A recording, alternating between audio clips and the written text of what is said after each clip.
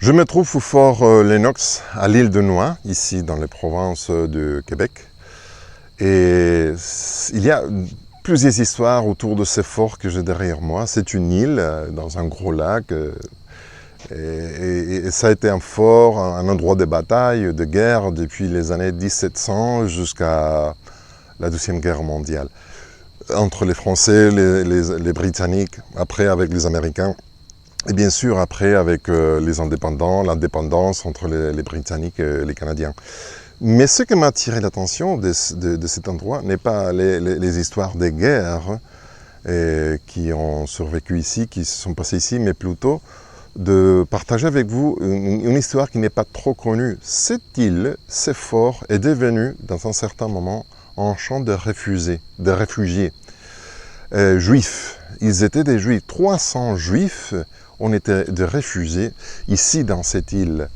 C'est une histoire très bizarre, mais je pense qu'on peut tirer pas mal de leçons et d'enseignements. La plupart de ces hommes, ces 300 hommes qui étaient ici, ils étaient nés soit en Allemagne, soit en Autriche. Et donc cela veut dire qu'ils avaient l'apparence, ils semblaient des Allemands, ils parlaient l'allemand et ils parlaient d'autres langues avec l'accent allemand fort. Mais ils étaient des juifs, ils étaient persécutés, ils étaient tués par les nazis, par les Allemands de ces moments-là. Ils faisaient partie de la cible de la Shoah. Donc c'est bizarre d'abord que tu es né dans un pays, à Berlin ou d'autres villes, et d'un coup, tu vois que les gens qui sont autour de toi se retournent contre toi et tu dois t'enfuir et chercher la sécurité ailleurs. Ils ont traversé la moitié de l'Allemagne, donc la France, pour arriver jusqu'au Royaume-Uni. Et là, au Royaume-Uni, ils ont été reçus d'une manière bizarre. Et vous allez voir pourquoi. Churchill a vu qu'il recevait les Juifs avec eux au Royaume-Uni et il a dit « Waouh, vous êtes ici, pourquoi ?» Parce qu'on est des Juifs, on est massacrés, on s'est fait massacrer en Allemagne. Et pas seulement en Allemagne, mais ailleurs. Et Churchill a dit « Oui, mais vous parlez allemand, vous parlez l'anglais avec un accent allemand fort. Vous êtes des Allemands. » Alors je me méfie. Il disait qu'ils étaient des Juifs, mais Churchill, il se méfiait, peut-être parce qu'il soupçonnait qu'ils pouvaient être aussi des espions. Donc il est arrivé finalement à une solution, une idée. Il embarquait tout le monde, il les envoyait au Canada, ici. Il y a plusieurs champs de réfugiés. Ici, c'est l'un des plus importants, on va dire, mais il y avait des autres à Sherbrooke et d'autres endroits. Et puisqu'ils étaient envoyés avec cette soupçon, ils étaient reçus ici comme des prisonniers de guerre. Et c'est vraiment triste d'être quelqu'un qui s'enfuit, qui cherche la sécurité pour sauver sa vie, et tu es reçu comme un prisonnier de guerre. L'histoire écrite ici au Canada dit que c'était un malentendu et que le statut de réfugié a été accordé plus tard. Oui, c'est vrai, mais les 3 années, depuis 1941 jusqu'à 1944, qu'ils ont été ici, ils étaient, oui, d'abord reçus comme des prisonniers de guerre et traités comme tels. Et après, le statut de réfugié leur a été accordé, mais ils étaient toujours ici sans avoir la possibilité de sortir dans une prison.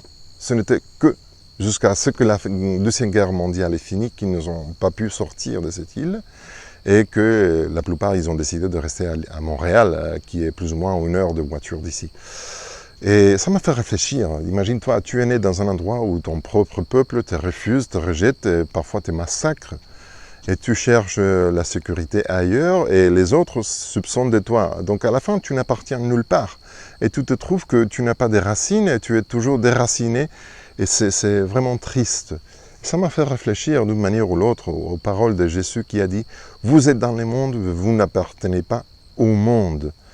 Dès que si tu as l'expérience déjà en tant que personne qui croit en Dieu, qui suit Jésus, tu te rends compte que dès le moment que tu t'identifies comme un chrétien, les gens commencent à se moquer de toi, à faire des commentaires qui ne sont pas les meilleurs, et qu'ils font des choses bizarres. Et tu te trouves que, oui, c'est ton peuple. Parfois, les jours que tu décides de suivre Jésus, parfois même ta famille se tourne contre toi.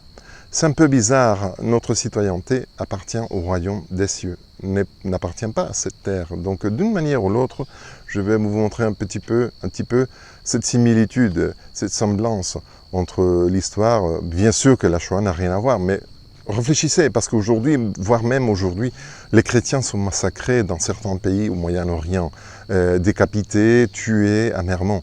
Donc ça reste toujours.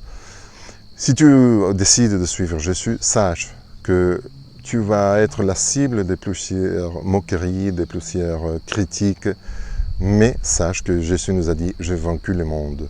Ta citoyenneté est assurée et tu appartiens à un royaume qui viendra et que personne ne va jamais arracher. Donc tu trouveras toujours le bonheur, le salut, il n'y aura plus de peur, ni de souffrance, ni de maladie, que le bonheur. Je t'assure que malgré tout, ça vaut vraiment la peine.